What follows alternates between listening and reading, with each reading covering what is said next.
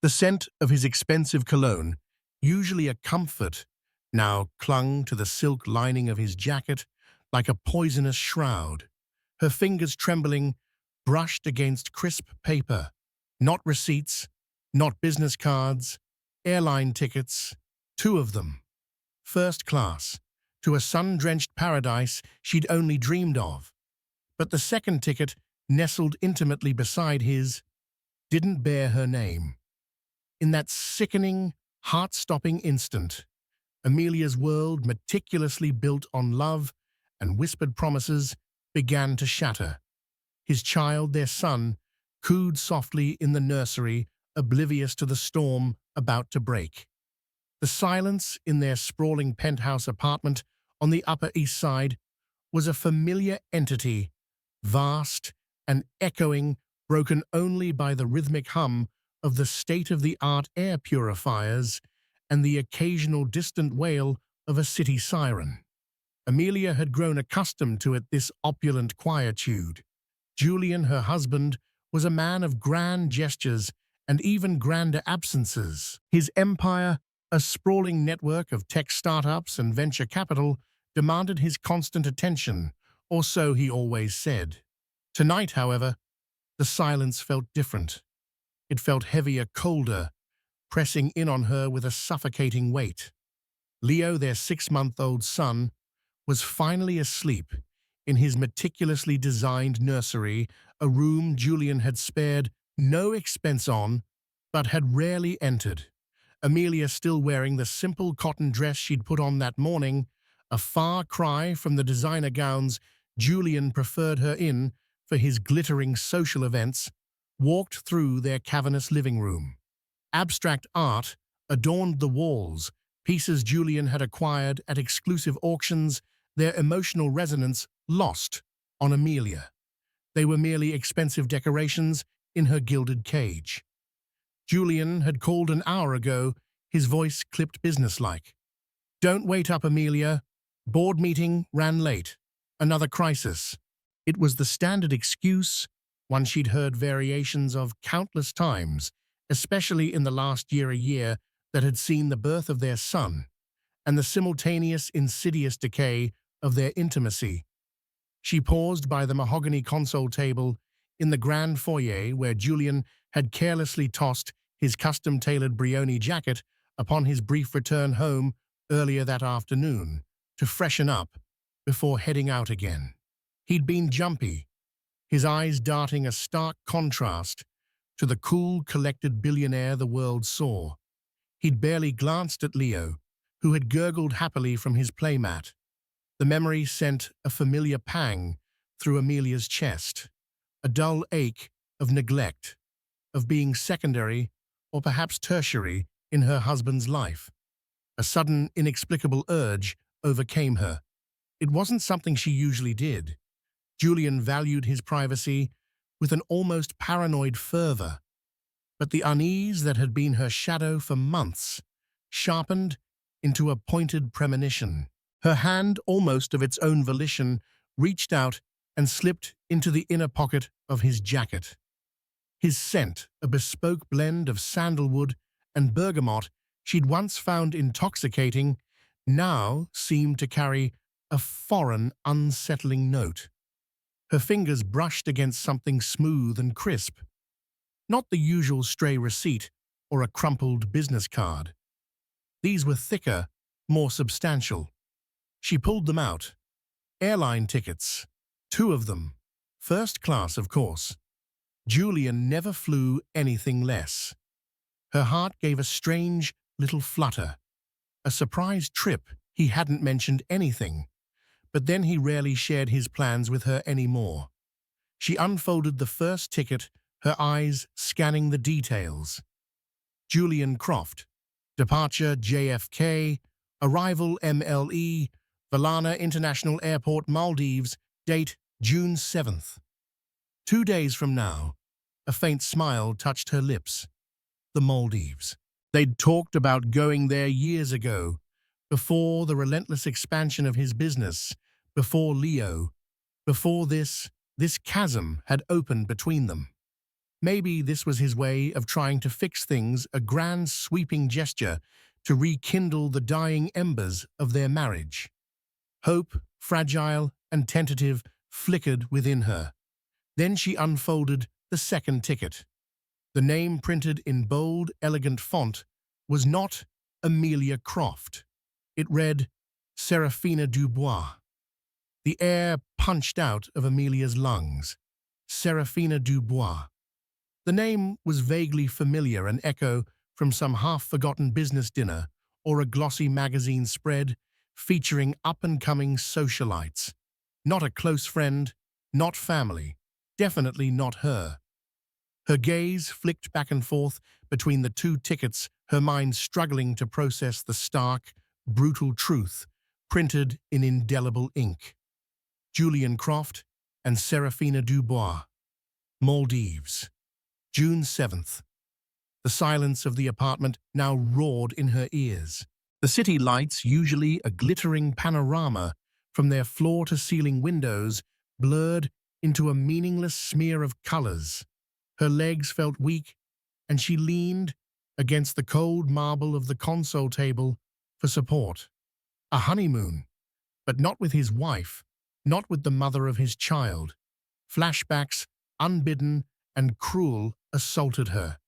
Julian, years ago, his eyes alight with adoration, slipping a simple silver band on her finger, on a windswept beach in Montauk, whispering promises of forever. Julian, his voice thick with emotion.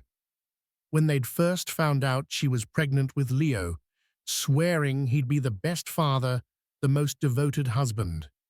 Julian, more recently, his face illuminated by his phone screen, late at night, a cool distance in his eyes when she tried to reach for him. His increasingly frequent business trips, the hushed phone calls he'd take in his study, the faint, almost imperceptible scent of unfamiliar perfume on his shirts. It all coalesced now, each forgotten detail, each dismissed suspicion, slotting into place with horrifying clarity. The late nights weren't just about board meetings. The distance wasn't just stress. It was betrayal, calculated and cruel. He was leaving in 2 days, leaving her, leaving Leo, to embark on a romantic escape with another woman while she, Amelia, was left to change diapers, to soothe a crying baby in the lonely hours of the night, to navigate the hollow shell of their marriage. The initial shock began to recede, replaced by a cold rising tide of fury. How could he, after everything they'd been through, after she dedicated her life to him, to their family, she had stood by him when his first major company had teetered on the brink of collapse, offering unwavering support. She had endured the snide comments from his established old-money family who had initially looked down on her more modest background. She had birthed his son, their legacy. Her gaze drifted towards the nursery. Leo. Her beautiful, innocent Leo. He deserved so much better than a father capable of such profound deceit, such callous disregard for their hearts. The tickets in her hand felt like scorching brands. She wanted to rip them into 1,000 pieces, to scream until the crystal vases shattered. But a different instinct, a chillingly calm resolve began to take root amidst the maelstrom of her emotions. Confrontation felt too immediate, too raw. He would deny it. He would lie. He was a master manipulator, skilled at twisting words, at making her doubt her own sanity. He'd done it subtly for years. No. This time, she needed more than just a suspicion confirmed by 2 pieces of paper. She needed irrefutable proof. She needed to understand the full scope of his treachery before she confronted the man she had once loved, the man who was now a stranger.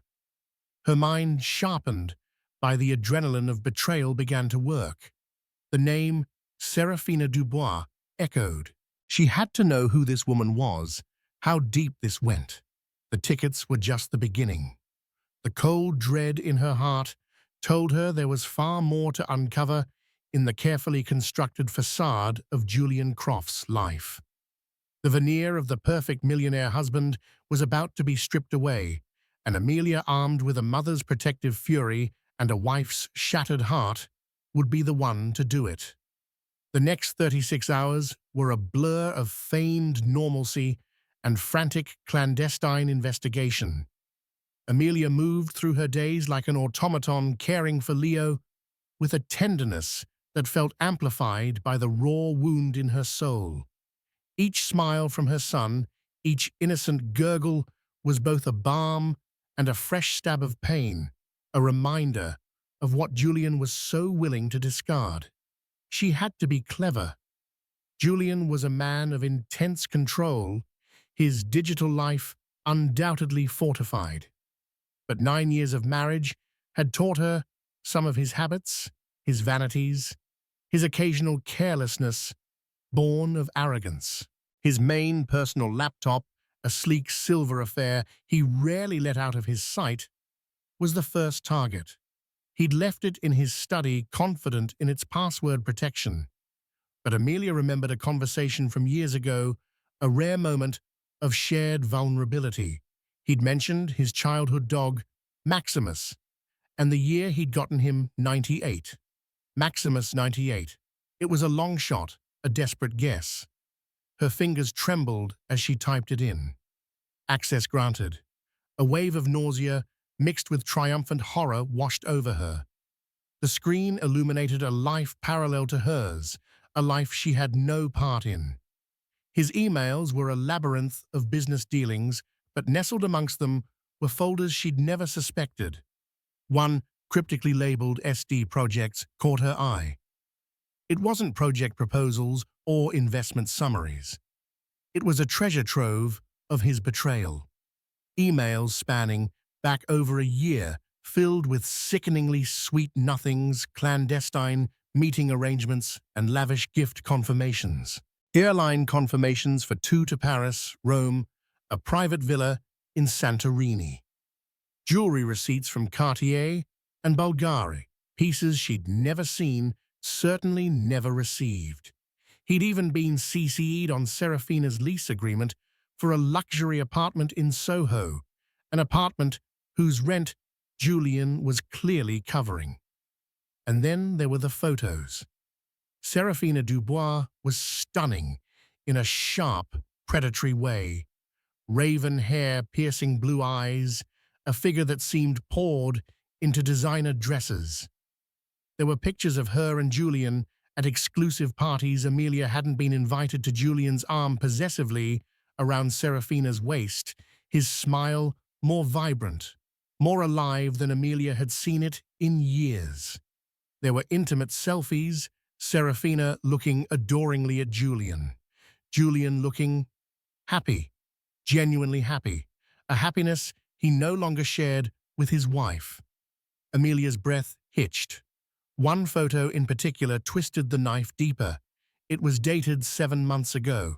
Amelia had been heavily pregnant, then swollen and exhausted, while Julian had claimed to be on a crucial business trip to Singapore. The photo showed him and Serafina on a yacht, bathed in golden sunlight, champagne flutes in hand, their bodies close, laughing. He'd been with her while Amelia was preparing for the birth of their child. The rage that had been simmering now threatened to boil over, scalding hot and corrosive. This wasn't a recent indiscretion, a fleeting mistake. This was a calculated long-term affair, a meticulously constructed second life. He had been systematically deceiving her, living a lie, while she naively believed in their vows, in their future. She dug deeper, her initial shock giving way to a grim determination. Social media. Serafina Dubois wasn't hard to find.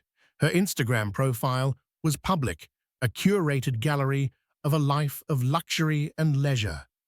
Designer clothes, exotic locations, Michelin-starred meals. And there subtly woven into her posts were hints of Julian, a man's watch peeking into frame. Julian's Patek Philippe, a reflection in sunglasses showing his distinctive profile, a caption about a surprise getaway that coincided with one of Julian's business trips. Serafina was flaunting it, albeit discreetly enough to maintain a veneer of deniability. But to Amelia, armed with the truth, it was a brazen display of disrespect. She was living the life Julian had promised Amelia, the life Amelia was currently denied, cooped up with a baby, while her husband gallivanted across the globe with his mistress. The discovery of the Maldives tickets to the Conrad Maldives Rangali Island, a place renowned for its romantic underwater restaurant and secluded overwater villas, felt like the ultimate insult. It was the epitome of a lover's paradise, a place Julian should have taken her. Instead, he was taking Serafina. A honeymoon, indeed. Amelia meticulously saved everything. Emails, photos, screenshots. She created a secure, encrypted file, a digital dossier of her husband's betrayal. This wasn't just about heartbreak anymore. It was about protecting herself and Leo. Julian was wealthy and powerful. If this ended in divorce, and she knew with chilling certainty that it must, he would use every resource to crush her, to paint her as hysterical or unstable. She needed ammunition. The hardest part was maintaining composure whenever Julian was home, which was blessedly infrequent in those 2 days. He was palpably excited, a nervous energy thrumming beneath his usual cool exterior. He attributed it to a major deal about to close, even patting Amelia's arm with a condescending, "You'll see, darling, big things are coming." Amelia wanted to scream, to throw the damning evidence in his face, but she held back, her resolve hardening into something cold and sharp. She needed the right moment, the right way. She wouldn't give him the satisfaction of a hysterical outburst. She would meet his betrayal with calculated precision. The evening before his scheduled departure, Julian was packing. Not in their shared bedroom, but in the guest suite, claiming he didn't want to wake her or Leo when he left for his early flight to Zurich for a banking conference. Another lie, so effortless, so practiced. Amelia watched him from the doorway, her heart a frozen lump in her chest. He hummed softly as he folded expensive linen shirts and new swim trunks. He even packed a bottle of her favorite champagne, the one they'd shared on their anniversary. The audacity was breathtaking. "Zurich, huh?" Amelia said, her voice surprisingly steady. "Sounds important." Julian glanced up, a quick, almost startled look, then his charming mask slipped back into place. "Extremely darling. This could set us up for years." He gestured vaguely. "Don't worry your pretty little head about it." "Right." Amelia said the word, like acid on her tongue. "Just us, me and Leo, holding down the fort." A flicker of something, guilt, annoyance, crossed his face. "Exactly. You're doing a wonderful job, Amelia. Truly." He zipped his suitcase with a decisive tug. "I'll call you from Zurich." This was it, her last chance, before he walked out the door, before he jetted off to paradise with his mistress. The carefully constructed dam of her control threatened to break. She walked into the room, her hands clasped behind her back to hide their trembling. "Julian," she began, her voice low, "before you go, there's something I need to show you." He looked impatient. "Can it wait, Amelia? I'm on a tight schedule." "No," she said firmly. "It really can't." She stepped aside, gesturing to the large, smart TV mounted on the guest room wall. She'd spent the afternoon setting it up. With a click of the remote, she held the screen flickered to life, not with a news channel or a streaming service, but with a slideshow. The first image was the one of Julian and Serafina on the yacht, laughing, champagne in hand. Julian froze his hand, still on the handle of his suitcase. The color drained from his face. His eyes darted from the screen to Amelia, then back to the screen, his carefully crafted composure beginning to crack. "What is this?" he stammered, his voice raspy. Amelia didn't answer. She let the images speak for themselves. Photos of him and Serafina in Paris, outside the apartment he rented for her, the receipts for jewelry, the intimate selfies. Each one a nail in the coffin of their marriage. Then the final image, the two airline tickets to the Maldives. Side by side. His name and Serafina Dubois. Destination, Conrad Maldives, Rangali Island. The silence in the room was absolute, save for the faint, almost mocking sound of Julian's excited humming from moments before, now trapped in Amelia's memory. Julian stared at the screen, his face a mask of disbelief and dawning horror. He looked like a man watching his meticulously built world crumble around him. He opened his mouth, then closed it again, speechless. "Zurich?" Amelia finally asked, her voice dripping with icy sarcasm. "Or is the banking conference being held at an underwater restaurant in the Maldives this year?" Julian slowly turned to face her. The arrogance was gone, replaced by a hunted look. "Amelia, I can explain." "Can you, Julian?" Amelia's voice was deceptively soft, but underscored with a steeliness he had never heard before. "Can you explain the last year of lies? Can you explain her apartment, the gifts, the trips? Can you explain planning a romantic getaway with your mistress while your wife was at home recovering from childbirth, raising your son?" Each question was a hammer blow. Julian flinched. It's not what it looks like." A harsh, humorless laugh escaped Amelia's lips. "Oh, I think it's exactly what it looks like, Julian. It looks like betrayal. It looks like adultery. It looks like you're a liar and a cheat." "Amelia, please," he pleaded, taking a step towards her. "Let's talk about this. Don't do this." "Do what, Julian?" She shot back, her eyes blazing. "Expose your deceit. I think I'm well within my rights. You booked those tickets. You packed that bag. You were going to walk out that door and fly to paradise with another woman, leaving me and Leo here without a second thought." He ran a hand through his hair, his composure shattering.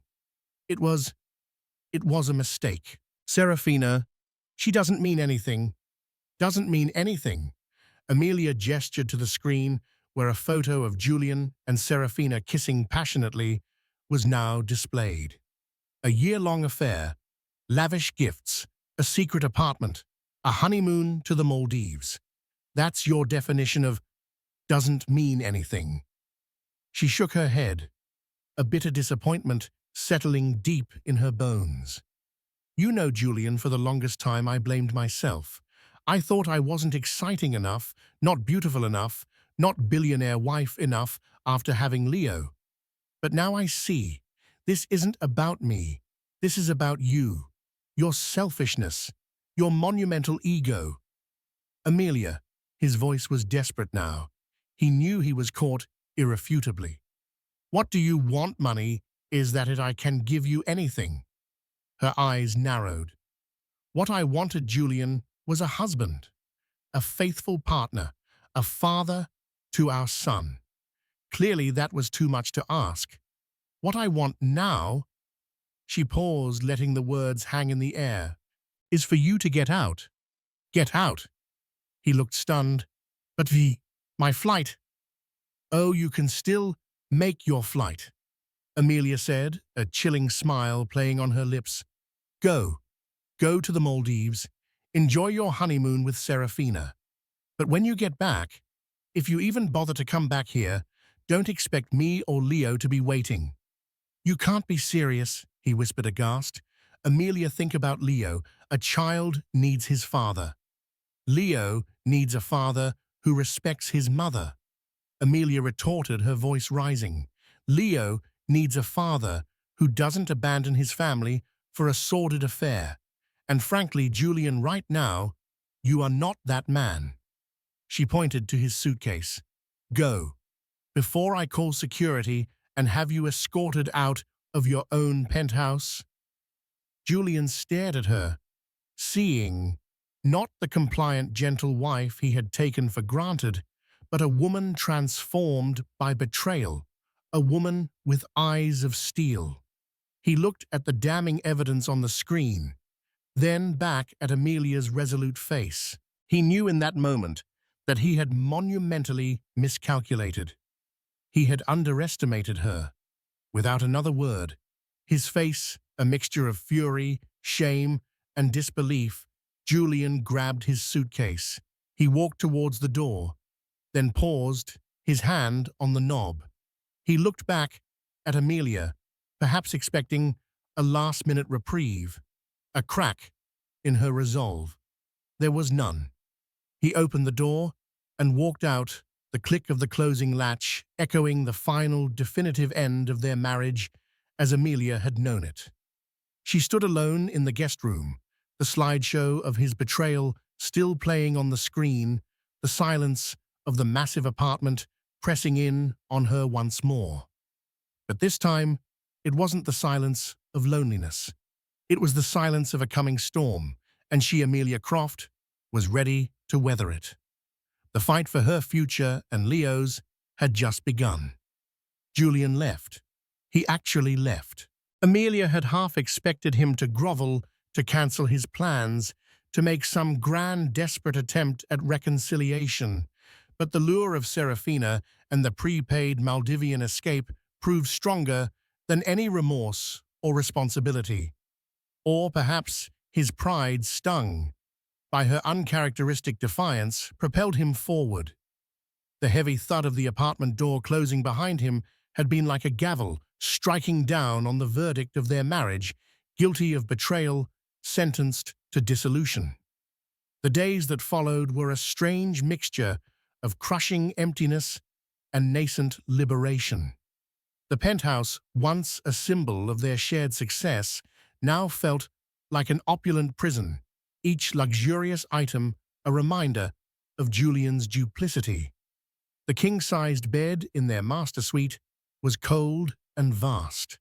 His side, undisturbed, was a constant silent accusation. Amelia found herself sleeping in Leo's nursery, curled on a plush armchair, the soft breathing of her son, the only comfort in the long, dark nights. Reality hit hard. Julian, true to his wordless departure, made no immediate contact. His phone went straight to voicemail. No, I've arrived safely in Zurich text. No, I've made a terrible mistake call. Just silence. A silence that screamed of his indifference. Then came the financial freeze. Amelia discovered it when her private credit card, the one Julian had insisted she have for incidentals, was declined at the local gourmet grocery store. Humiliation burned her cheeks as she fumbled for her debit card, linked to a joint account she now suspected was being systematically emptied or restricted. A quick check of her online banking confirmed her fears. Large sums had been transferred out. Access to significant funds was suddenly inexplicably blocked. Panic, cold and sharp, pierced through her grief. Julian wasn't just abandoning her emotionally, he was attempting to cripple her financially. He was trying to control her, to punish her for her defiance. How was she supposed to care for Leo, for herself? The staff, the nanny, the housekeeper, the chef Julian had insisted upon, they would all need to be paid. The penthouse itself, with its astronomical maintenance fees, was a looming liability. She thought of the prenuptial agreement she had signed, a document Julian's phalanx of lawyers had drafted, and hers, a less formidable attorney Julian had recommended and paid for, had cursorily reviewed. At the time, blinded by love and trust, she'd thought it a mere formality. Now, its intricate clauses and carefully worded loopholes loomed as a potential cage.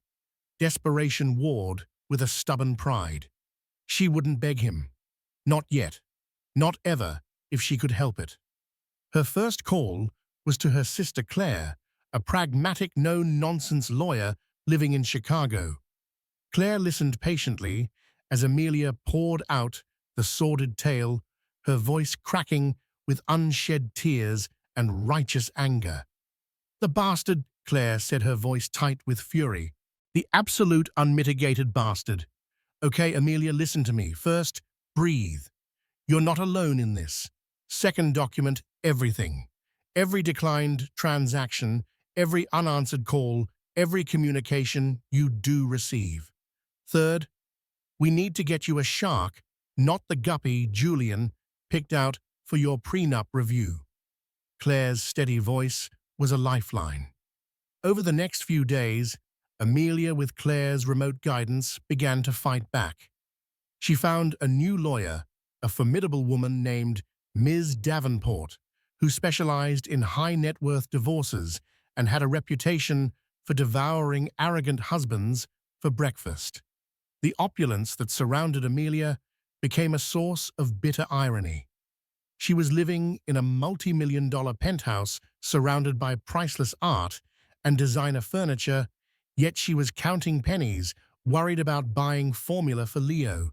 She had to let the chef and the housekeeper go, a painful necessity that brought with it a fresh wave of shame. The nanny Maria, a kind older woman who genuinely adored Leo, offered to stay on for reduced pay or even for free for a while. Amelia, touched by her loyalty, insisted on paying her what she could from her dwindling personal savings she'd accrued from her own freelance graphic design work before Julian had insisted she give it up to be a full-time wife and mother. The isolation was profound.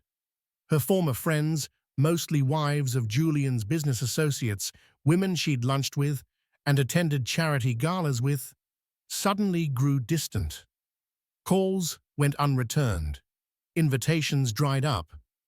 She was no longer Mrs. Julian Croft, the wife of the golden boy. She was becoming a pariah, a woman scorned, and in their shallow world that was contagious. But amidst the struggle, a flicker of resilience began to ignite within Amelia. Looking at Leo, her beautiful, innocent son, who knew nothing of his parents' turmoil, only of love and need, she found a strength she hadn't known she possessed. He was her reason, her motivation. She would not crumble. She would not let Julian destroy them. She started taking on small freelance design projects again, working late into the night, after Leo was asleep, the click of her mouse, a tiny rebellion against Julian's financial warfare. It wasn't much, but it was hers. And then the social media taunts began. Serafina Dubois, emboldened by her tropical tryst, started posting more overtly. Photos from the Conrad Maldives, Rangali Island, flooded her Instagram feed. Serafina, in a bikini, on a pristine white sand beach, her arm draped around a man whose face was just out of shot, but whose distinctive watch was clearly visible. Serafina dining at Ithar, the underwater restaurant, a champagne flute raised in a toast, the caption reading, "To new beginnings and unforgettable nights." #blessed, #paradise, found, love of my life. Each post was a fresh twist of the knife. Amelia knew Julian was seeing them. Was he proud? Was this his way of flaunting his new life, of further humiliating her? The cruelty was breathtaking. She imagined him showing Serafina her distraught messages, laughing at her pain. One evening, as Amelia rocked a colicky Leo, her phone buzzed. An unknown number. She hesitated, then answered. Amelia, darling, Julian's voice smooth and infuriatingly calm, as if he were calling to discuss the weather. Just checking in. How are you and Leo managing? Amelia's grip tightened on the phone. Managing, she repeated, her voice dangerously low. We're managing despite your best efforts to leave us with nothing, Julian, while you're sunning yourself in paradise with your companion. A sigh from his end. Always so dramatic, Amelia. I simply transferred some assets for safekeeping. Business is volatile. You wouldn't understand. I understand betrayal, Julian. I understand abandonment.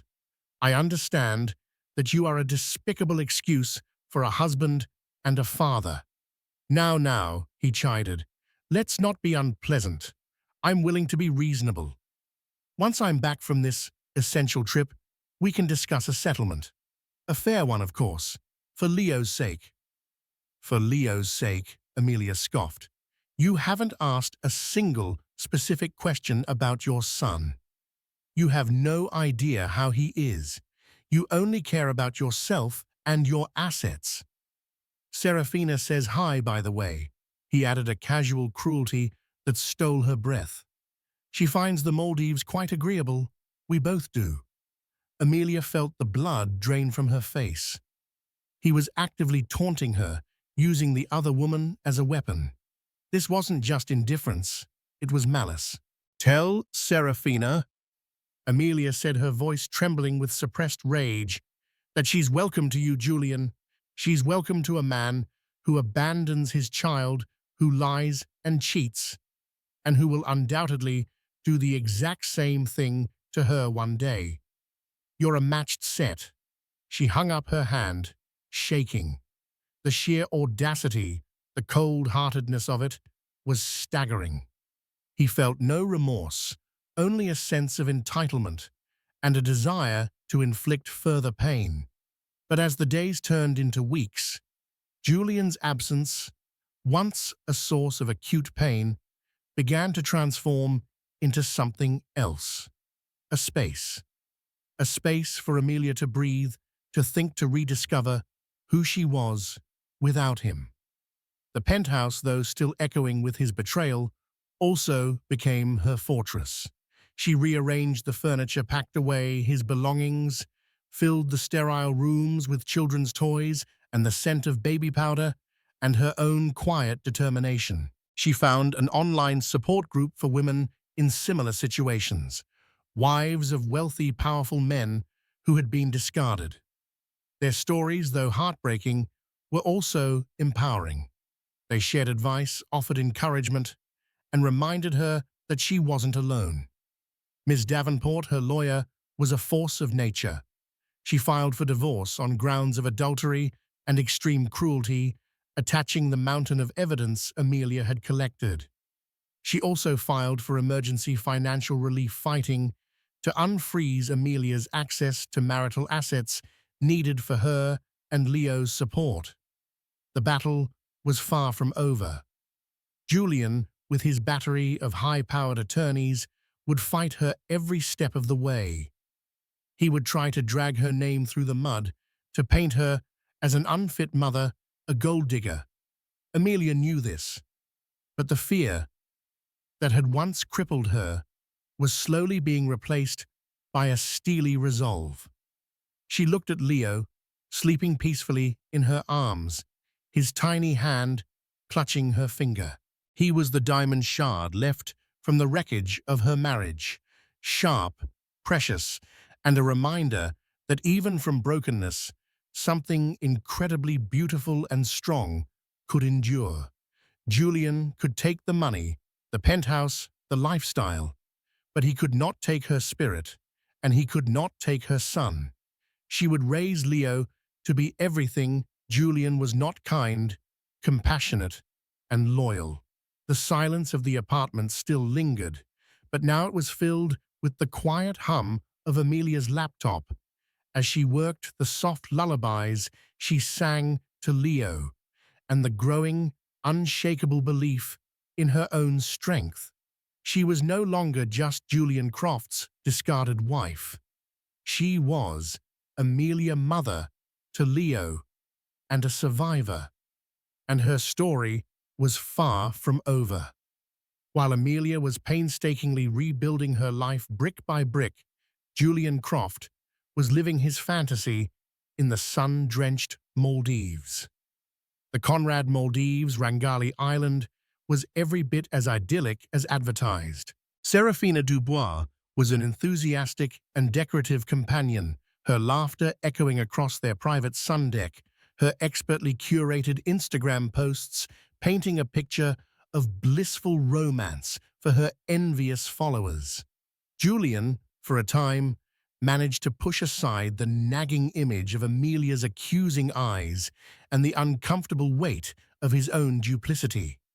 He was Julian Croft, master of his universe, and this was his reward.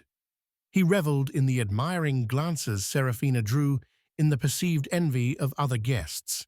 He showered her with expensive dinners at Ithar, with spa treatments, with promises of a future unencumbered by the constraints of his previous life. Serafina, in turn, played her role to perfection, her adoration, unwavering her demands, artfully veiled as desires. But paradise Julian was about to discover had a price, and the foundations of his empire, built on aggressive expansion and often ethically dubious shortcuts, were not as solid as he believed. The first tremor came via a terse, encrypted message from his second-in-command, Marcus Thorne, a man whose loyalty Julian had always bought, never earned. Urgent, Project Chimera flagged, SEC inquiry initiated, media sniffing, return ASAP. Project Chimera was Julian's magnum opus, a highly speculative tech venture into AI-driven predictive analytics into which he had poured hundreds of millions, much of it leveraged, some of it from questionable sources. It was supposed to be his crowning achievement, the venture that would elevate him from mere millionaire to a legend of industry. An SEC inquiry was bad. Media involvement was catastrophic. Julian, lounging by his private infinity pool with Serafina, felt a cold knot tighten in his stomach. Business, he muttered, already reaching for his satellite phone. A minor hiccup. Serafina pouted prettily. Can't it wait, darling? We were about to order more champagne. This is important, Seri, he said, his tone sharper than intended. The casual, carefree bubble of their Maldivian escape had just been pricked. The call to Marcus painted a grim picture. Whistleblowers, allegations of market manipulation, insider trading, and misrepresentation of financial health to investors. The minor hiccup was rapidly escalating into a full-blown crisis. Julian's carefully constructed house of cards was swaying precariously. He cut the honeymoon short, much to Serafina's vocal displeasure. The return journey was tense. Julian was glued to his phone, his charm replaced by a brusque anxiety. Serafina, sensing the shift in his fortunes, became less adoring, more demanding. Her questions about the problem were tinged with a self-serving concern that Julian, in his mounting panic, failed to fully register. Back in New York, the situation was even worse than he'd feared. Headlines screamed his name. Tech titan Julian Croft under federal investigation. Project Chimera, innovation or illusion?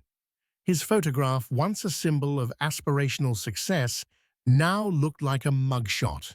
Investors were panicking. His stock prices were plummeting. Lines of credit were being withdrawn. The cool, collected billionaire facade began to crack under the immense pressure. Julian, who thrived on control, found himself in a situation spiraling rapidly beyond it. He barked orders, called in favors, and threw money at lawyers, but the tide of public opinion and regulatory scrutiny was turning against him with ferocious speed. And then Serafina delivered her own personal coup de grace. One morning, Julian woke up in the Soho apartment he'd leased for her. He couldn't bear to face the silent, accusing emptiness of his penthouse yet, to find her gone. A note scrawled on expensive hotel stationery lay on the pillow beside him. Julian, this isn't what I signed up for. I'm a creature of comfort and success, not scandal and potential ruin. The Maldives were lovely, but it seems the dream is over. My lawyers will be in touch regarding the outstanding promises and compensation for my time and emotional investment. Consider it a severance package. Goodbye and good luck. You'll need it. S. No love. No darling. Just cold, hard transaction. The jewelry he'd lavished on her was gone. Several valuable art pieces he'd hung in the apartment were also conspicuously absent. She had been, from start to finish, an opportunist, a beautiful parasite who had attached herself to his wealth and success, and who was now detaching with surgical precision as the host began to fail. The betrayal so soon after his own monumental deceit against Amelia was a bitter pill to swallow. Julian Croft, the master manipulator, had been played. Serafina hadn't loved him. She'd loved what he could provide, and now that the provision was threatened, she was gone, taking what she could with her. The irony was not lost on him, even in his despair. He had chosen the glittering, superficial allure of Serafina over the quiet, steadfast loyalty of Amelia. He had traded gold for pyrite. Days turned into weeks of grueling legal battles, public humiliation, and financial hemorrhaging. His so-called friends and business partners, who had once clamored for his attention, now avoided his calls. The sycophants disappeared. The empire he had built with such ruthless ambition was crumbling, and he was powerless to stop it. He found himself alone in the sterile Soho apartment, the silence mocking him. The scent of Serafina's expensive perfume still lingered, a ghost of his folly. He drank too much, slept too little. The reflection that stared back at him from the mirror was a haggard, desperate man he barely recognized. One particularly bleak afternoon, after a brutal meeting with his lawyers, where they outlined the very real possibility of criminal charges and financial ruin, Julian found himself wandering aimlessly through Central Park. He saw mothers with their children laughing, playing. A sharp pang of regret, so intense it almost buckled his knees, hit him. Leo, his son. He hadn't seen Leo in weeks. He hadn't truly seen him, held him for much longer. In his pursuit of more money, more excitement, more adoration, he had risked losing the one thing that might have been real, the one person who loved him unconditionally. The memory of Amelia's face, her eyes blazing with a righteous fury he now understood, haunted him. She had warned him. She had told him Serafina would do this. And she had been right.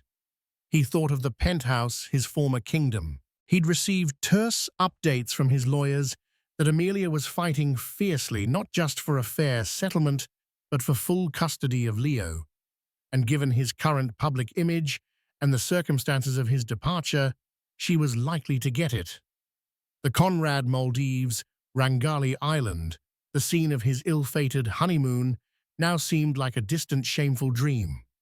The sun, the sea, Serafina's practiced smiles. It had all been an illusion, a mirage purchased with lies and built on a foundation of deceit. The real world, with its harsh consequences, had come crashing back with a vengeance. Julian Croft, the millionaire, the titan, the master of his universe, was broken. He had flown too close to the sun, his wings of arrogance and deceit melting away, sending him plummeting back to earth.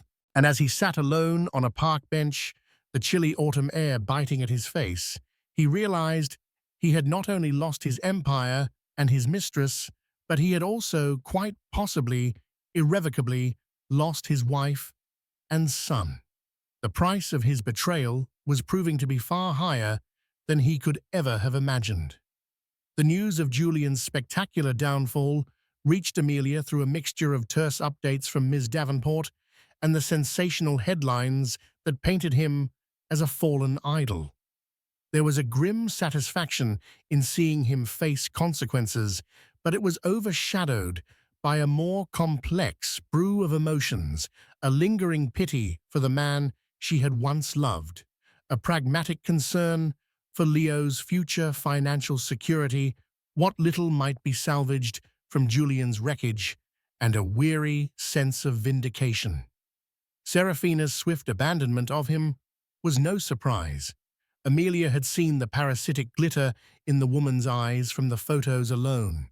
Her life had settled into a new, challenging rhythm. The penthouse, once a symbol of Julian's betrayal, was now solely her domain, albeit one she was fighting to keep, or at least secure a fair portion of its value from. She worked tirelessly on her freelance design projects, her client base slowly growing through word of mouth and sheer determination.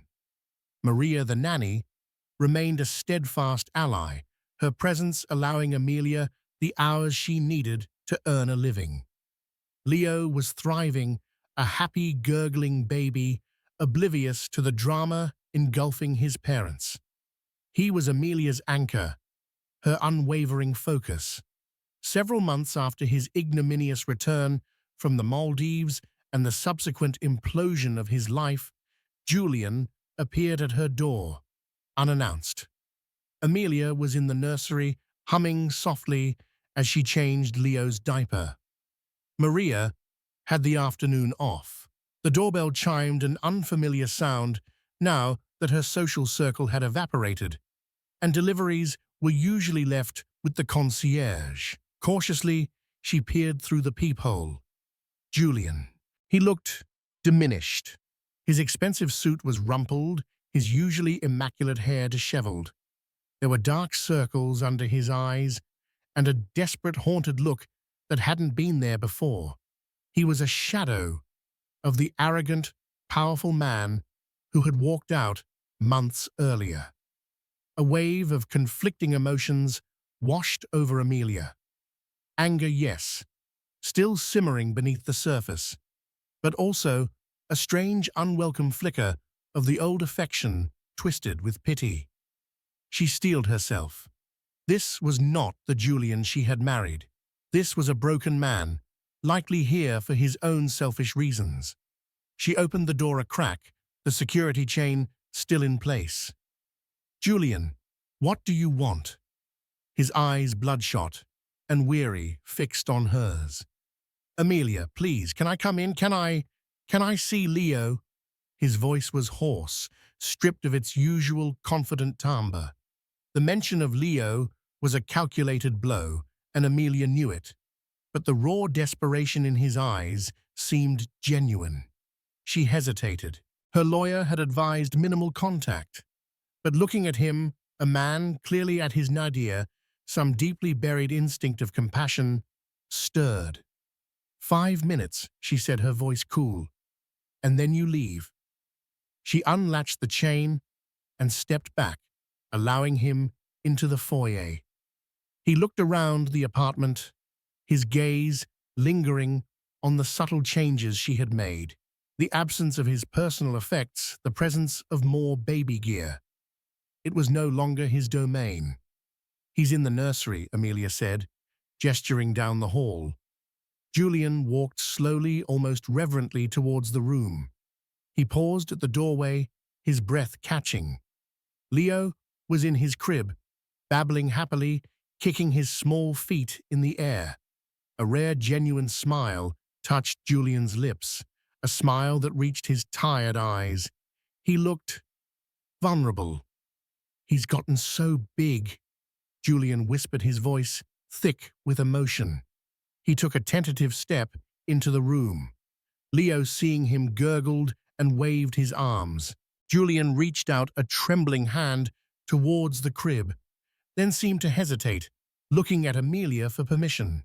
She gave a curt nod. He gently stroked Leo's soft cheek, his expression a mixture of awe and profound sadness. I've made a terrible mess of everything, Amelia, he said, his back still to her, his voice barely audible. Everything they're saying, most of it is true. Project Chimera is gone. The money, so much of it is gone. Serafina, he laughed, a harsh, self-deprecating sound. She was exactly what you probably thought she was. Amelia remained silent, leaning against the doorframe, her arms crossed. She would not make this easy for him. He turned to face her, his eyes pleading. I lost it all, Amelia. My company, my reputation, my self-respect, and I deserved it. I know I did. My lawyers tell me I might even face jail time. A shiver went down Amelia's spine at that, despite herself. The father of her child, a convicted criminal. Why are you telling me this, Julian? She asked, her voice devoid of inflection. Are you looking for sympathy, absolution? No, he said, shaking his head. Maybe. I don't know. I had nowhere else to go, no one else to talk to who wasn't paid to listen. And I needed to see him. He gestured again towards Leo, who was now chewing on his own fist, observing his father with wide, curious eyes. He's the only good thing I ever had a part in creating. The words, raw and seemingly heartfelt, chipped away at Amelia's defenses. This was not the manipulative Julian she had come to expect. This was a man stripped bare, confronting the wreckage of his own making. You abandoned him, Julian, she stated the truth of it, still a cold weight in her heart. You abandoned us both. You chose her and your ego over your family. I know, he said, his voice cracking, and I will regret that choice every second for the rest of my life. I was a fool, arrogant, selfish, blind. I can't expect you to forgive me. I wouldn't forgive me. He took a step closer to her, his eyes searching hers. But Amelia, I want to try, to make amends, not for us. I know I've destroyed that, but for Leo, I want to be a father to him. If you'll let me. Anyway, you'll let me. He looked so broken, so utterly defeated. The powerful millionaire was gone, replaced by a penitent. Amelia's mind raced. Was this genuine remorse, or was it another calculated move, a desperate attempt to salvage something, anything, from the ashes of his life, perhaps even to use Leo to gain sympathy in his legal battles? What about Serafina? Amelia asked, the name still tasting like poison. Are you finally done with her?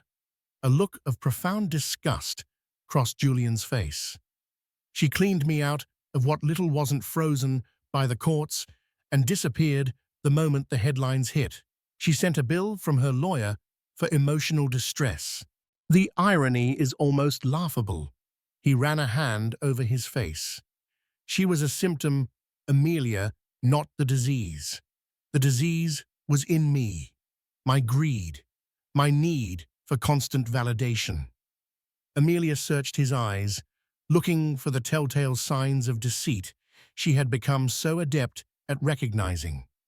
She saw pain, shame, and a deep, soul-crushing weariness. Perhaps this was real. Being a father, Julian, isn't just about showing up when your world falls apart, she said softly but firmly.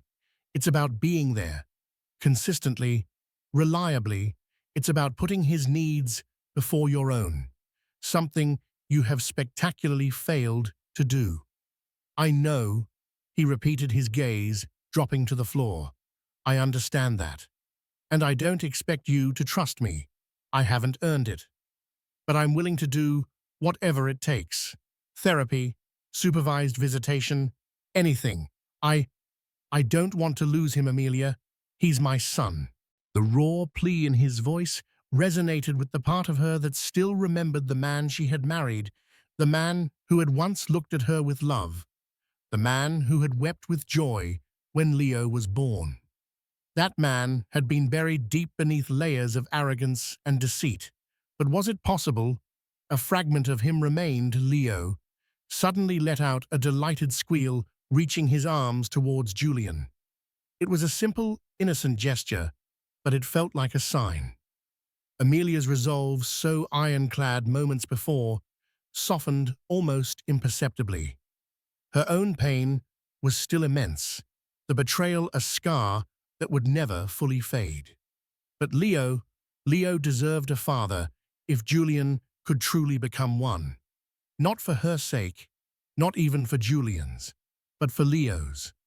"This changes nothing about the divorce, Julian," she said, her voice regaining some of its strength. "We are over, irrevocably." He nodded, his eyes filled with a sorrowful acceptance. "I understand. I deserve that. And if I agree to let you see Leo, it will be on my terms, strict terms.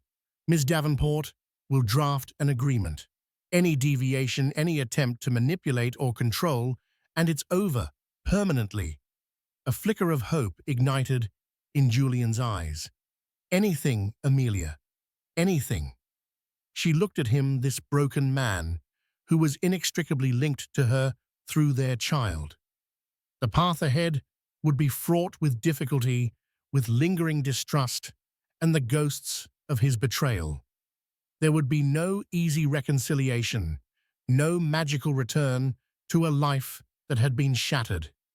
But perhaps, just perhaps, there was a chance for something new to be built from the ruins, a co-parenting relationship, fragile and imperfect, but focused on the well-being of their son. "All right, Julian." Amelia said the words heavy with the weight of her decision. "We can try. For Leo. But you have a very, very long way to go to prove you're capable of being the father he deserves." He let out a shaky breath, a mixture of relief and gratitude flooding his face. "Thank you, Amelia. Thank you. I won't let you down. I won't let him down. Not again." Amelia wasn't so sure. Trust, once shattered, was a difficult thing to rebuild. But as she watched Julian cautiously approach the crib again, his gaze fixed on his son, with an expression of dawning, painful love, she allowed herself a sliver of hope. Not for a rekindled romance, but for the possibility that Julian, humbled by his fall, might finally learn the true meaning of fatherhood. The reckoning had been brutal, but perhaps, just perhaps, it had also been a beginning. The months that followed Julian's tearful appearance at the nursery door were a slow, arduous journey. There were no grand epiphanies, no miraculous transformations overnight.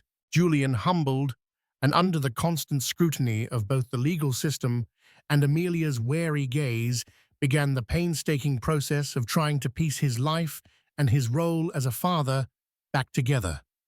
The divorce proceeded, finalized with less acrimony than Amelia had initially feared, largely due to Julian's newfound and uncharacteristic compliance. Ms. Davenport ensured Amelia received a fair settlement, enough to secure her and Leo's future, though it was a fraction of what Julian's worth had once been. The penthouse was sold, the proceeds divided. Amelia, opting for a life less ostentatious and more authentic, bought a charming brownstone in a quieter, family-friendly neighborhood, a place filled with light and the potential for new memories untainted by past betrayals. Julian, avoiding jail time, but facing hefty fines and a ban from holding executive positions in publicly traded companies for several years, moved into a modest apartment. His visits with Leo were initially supervised, gradually transitioning to short, unaccompanied outings as he demonstrated consistent responsibility and a genuine connection with his son. He attended therapy as promised and slowly began to confront the demons that had driven his destructive behavior. There were setbacks, Moments when Julian's old arrogance flickered, when Amelia's distrust resurfaced, when the ghosts of Serafina and the Maldives threatened to cast long shadows. But for Leo's sake, they persevered, forging a fragile, functional co-parenting relationship. Julian learned to change diapers, to soothe tantrums, to simply be present, skills he had once outsourced or ignored. Amelia's journey was a painful odyssey through the darkest depths of betrayal, but it was also a testament to the enduring strength of a mother's love and the resilience of the human spirit. She didn't just survive. She emerged stronger, wiser, and fiercely independent, proving that true wealth isn't measured in dollars, but in dignity and self-worth. What did you think of Amelia's ultimate decision? Could you have found it in yourself to allow Julian back into his child's life, even after such profound deceit? Share your thoughts and opinions in the comments below. We'd love to hear your perspective. If this story resonated with you, if you felt Amelia's pain and cheered for her triumph, please give this video a thumbs up, share it with someone who might need to hear it, and don't forget to subscribe to our channel for more compelling stories of drama, resilience, and the intricate tapestry of human relationships. Click that notification bell so you never miss an update. Thank you for watching.